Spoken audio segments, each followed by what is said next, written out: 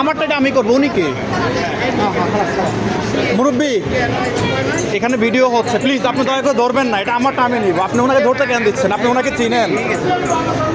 ইতিমধ্যে আপনারা যাকে দেখতে পেয়েছেন উনি সে আজকের কাঙ্ক্ষিত আমার কাতার প্রবাসী ভাই। সকল প্রবাসী ভাইদের জন্য একটা সতর্কমূলক বার্তা আছে। কি কিন্তু একটা বিষয়, এরকম একটা দৃশ্য দেখবো কখনো কল্পনা করতে পারি নাই। কি মারাত্মক লেভেলের একটা অ্যাক্সিডেন্ট হয়েছে, 3টা মোটরসাইকেল। ভাই রে ভাই, বিশ্বাস করবে না, দেখেন 6-7 জন মিলে একজন ভাইকে কোনো প্রকারে দাঁড় করাতে পারতেছে না। তো অবশ্যই চলে আসলাম প্রবাসী ভাইয়ের গ্রামের বাড়িতে। প্রবাসী ভাই তো হাসতে হাসতে নেমে যাচ্ছেন। অবশ্যই আমরা চলে আসলাম প্রবাসী ভাইয়ের গ্রামের বাড়ি। প্রবাসী ভাইয়ের ছেলে চলে আসে।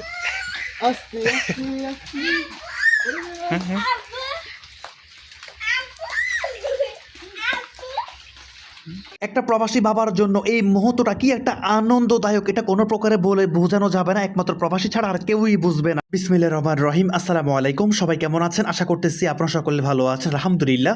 আমার এই ভিডিওটা গতকালকে দেওয়ার কথা ছিল, অত্যন্ত ব্যস্ত থাকার কারণে ভিডিওটা আমি আর সোশ্যাল মিডিয়া দিতে পারিনি। কারণ একটা ভিডিও তৈরি করে সোশ্যাল মিডিয়াতে দেওয়া এতটা পরিমাণ কষ্ট, এটা আপনাদেরকে বলে বোঝানো যাবে না। তো যাই হোক, গতকালকের ভিডিওটা আমি এখনই আপনাদেরকে দিচ্ছি। তো আমি এখন চলে যাচ্ছি একটা প্রবাসী ভাইকে রিসিভ করতে। কোন প্রবাসী ভাই? কাতার প্রবাসী ভাই। তো আমি সোজা এখন 1 নম্বর টার্মিনাল দিকে যাচ্ছি। তো অলরেডি কাতার প্রবাসী ভাই ল্যান্ড করে 1 নম্বর টার্মিনালে দাঁড়িয়ে আছে।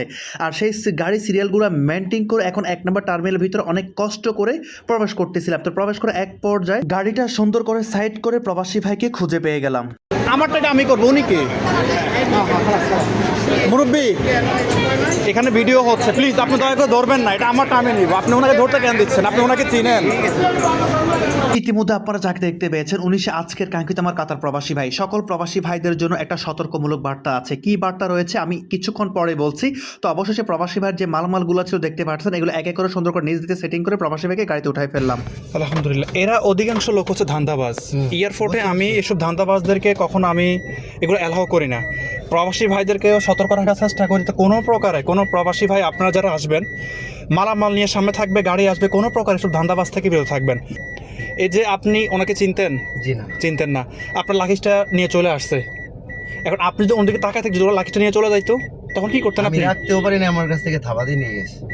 এটা কখনো করা যাবে না। বিশেষ করে প্রবাসীদের ডিস্ট্রাকশন করছি।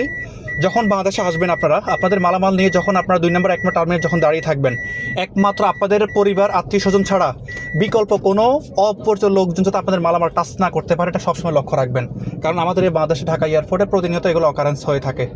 অনেক কষ্ট করে পরিবারের জন্য অনেক মালামাল নিয়ে আসবেন, সেই মালামাল যদি সে প্রবাস থেকে বাংলাদেশ পর্যন্ত আসার পর যদি সে বাংলাদেশ এয়ারপোর্ট থেকে যদি আপনার এগুলো হারিয়ে যায়, এর চেয়ে দুঃখজনক আর কিছু হইতে পারে না। কি বলেন ভাই? রাইট। তো কি অবস্থা আপনার ভাই? আলহামদুলিল্লাহ ভাই। এক্সাক্ট ল্যান্ড করছেন কটার দিকে আপনি? তো কয়টা 9:40, একটু লেট হয়েছে। 9:40-এ ল্যান্ড করার কথাই ছিল, আপনি বললেন। টিকিটও ছিল, মানে ভিতর দেরি হয়েছে আর কি, ঘন্টা খানিকের মতো। ট্রলির জন্য প্রায় 1-1.5 ঘন্টা ওয়েট করছি, লাইনে দাঁড়ানো লাগছিল। আজকে কত বছর পরে আসলেন? বিগত 2 বছর। 2 বছর। এমন তেমন আপনার পরিবার তো সবাই জানে? হ্যাঁ, সবাই জানে। বুঝতে পারছি, মানে সবাই মানা করছে যাতে না আসে। হ্যাঁ, সবাই জানে, বাট এই প্রচন্ড গরমের ভিতরে আমি চাই না এই দেশে থেকে কেউ আসুক। আপনি মালয়েশিয়া না সৌদি আরব? না, আমি কাতার থেকে। কাতার প্রবাসী। অবশেষে আল্লাহর নাম নিয়ে এয়ারপোর্ট থেকে রওনা হয়ে গেলাম প্রবাসী ভাইকে নিয়ে প্রবাসী ভাইয়ের গ্রামের বাড়ির উদ্দেশ্যে। আলহামদুলিল্লাহ, ইতিমধ্যে আমার সেই কাঙ্ক্ষিত কাতার প্রবাসী ভাইকে রিসিভ করে ফেললাম এয়ারপোর্ট থেকে। তো এখন রওনা হয়ে যাচ্ছি প্রবাসী ভাইয়ের গ্রামের বাড়ির উদ্দেশ্যে। তো আজকে আমাদের গন্তব্য হচ্ছে ফরিদপুর সদরপুরের উদ্দেশ্যে। তো অবশ্যই ভিডিওটার সাথে থাকবেন, সম্পূর্ণ দেখবেন। আল্লাহর অশেষ রহমতে যাতে প্রিয় প্রবাসী ভাইকে নামিয়ে দিতে পারি তার গ্রামের বাড়িতে। সেই সাথে ঢাকা শহর পার হয়ে চলে আসলাম মাওয়া হাইওয়েতে। বিশ্বাস করবেন না ভাই, এই মাওয়া হাইওয়েতে আসলে মনে হচ্ছে গাড়ি অটোমেটিকলি স্পিড বেড়ে যায়। তো সবশেষে এখন চলে আসলাম পদ্মা সেতু টুল প্লাজায়।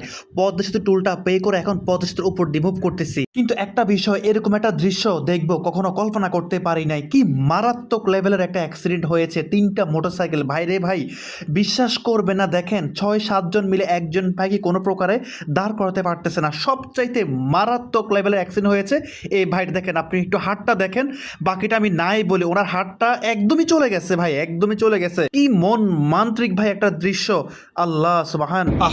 আসলে ভাই বিপদ মানুষের কখন কোথায় হবে কেউ বলতে পারে না।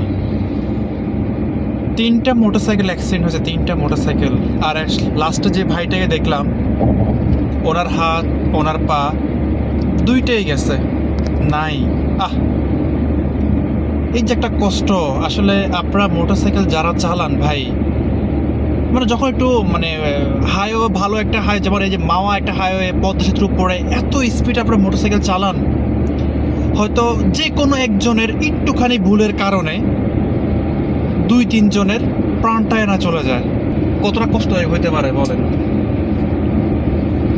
ভাই। সকলে পরিবারের চিন্তা সবার আগে করবেন। আপনি নিজে বাঁচলে পরিবার বাঁচবে, কারণ একটা দুর্ঘটনা সারা জীবনের কান্না। এই ঘটনাটা যখন দেখলাম, বিশ্বাস করবে না, সারাটা দিন আমার মন মানসিকতা এতটা পরিমাণ খারাপ গিয়েছে তা বলার ভাই। এই একটা ভাই সারাটা জীবনের জন্য শেষ হয়ে গিয়েছে, কি আর বলবো।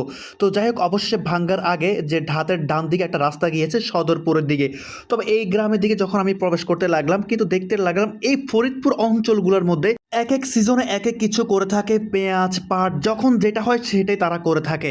তো অবশ্যই চলে আসলাম প্রবাসী ভাইয়ের গ্রামের বাড়িতে। প্রবাসী ভাই তো হাসতে হাসতে নেমে যাচ্ছেন, এটাই আমার কাছে অনেকটাই ভালো লাগে। যখন একজন প্রবাসী ভাই আল্লাহর রহমতে তার গ্রামের বাড়িতে যখন পৌঁছাতে পারি, প্রবাসী ভাই খুবই খুশি মনে, সে আনন্দিত হয়ে সে আমার গাড়ি থেকে নেমে আমাকে সুন্দর করে বিদায় জানায়। তো অবশেষে প্রবাসী ভাইয়ের যে মালমালগুলো ছিল দেখতে পাচ্ছেন, এগুলো এক এক করে সুন্দর করে এখন নিজ দায়িত্বে নামিয়ে দিচ্ছি। তো এক পর্যায়ে প্রবাসী ভাই তো আমাকে কোনো প্রকারে ছাড়বে না, আমজাদ ভাই যে কোনো প্রকার হোক আপনাকে খেয়ে যেতে হবে। তো আমি আর কি করব। অবশ্যই আমরা চলে আসলাম প্রবাসী ভাইয়ের গ্রামের বাড়ি। তো প্রবাসী ভাইয়ের ছেলে মেয়ে তো তখন অপেক্ষা করতেছিল তার বাবার জন্য। প্রবাসী ভাইয়ের ছেলে চলে আসে।